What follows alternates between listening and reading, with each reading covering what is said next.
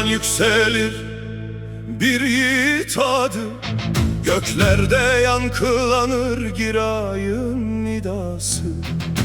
Bora Gazi Giray, Han Gazi Gazayı, kılıç elde, saz elde, yürür alayı.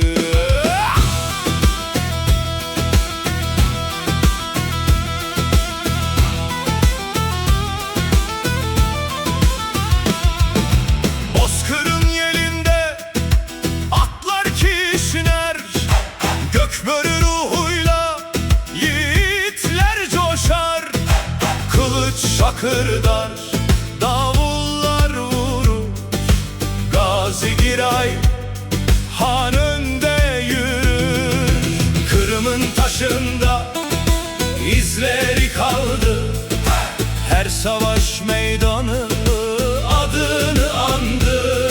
Cengaver yüreği korkuyu bilmez, han olan baş eğmez, geri dönmez. Bora Gazi Giray Han, Kırım'ın yiğit oğlu, Han Gazi Gazayı, Türk'ün gurur dolu yolu. Bora Gazi Giray Han, adın dilden dile gezer, kılıç susar sözün kalır, besten çağlar, gönül dinler. Hey!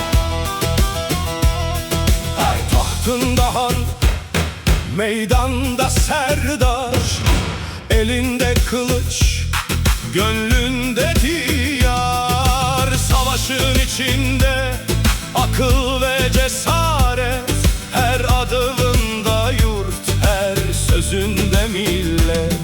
Yalnız savaşmadı, sözde söyledi, gönlündeki ateşi mısraya verdi. Gazayı adıyla şiirler yazdı, sazıyla gönüllere ezgiler kazdı.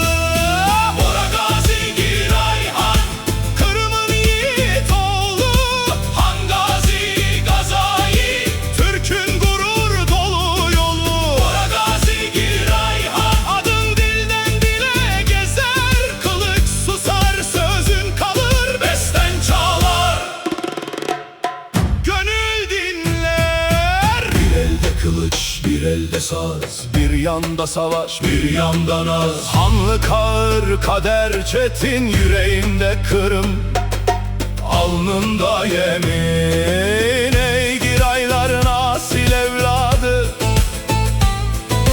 Bozkır seni unutmaz.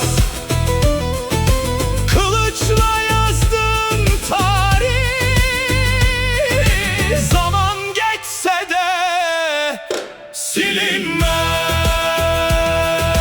Davullar vursun, tuğlar açılsın, Kırım'ın ufku ışıkla dolsun.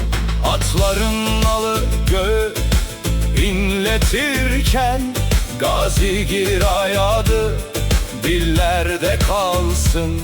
Şairdi, bestekardı, hüküm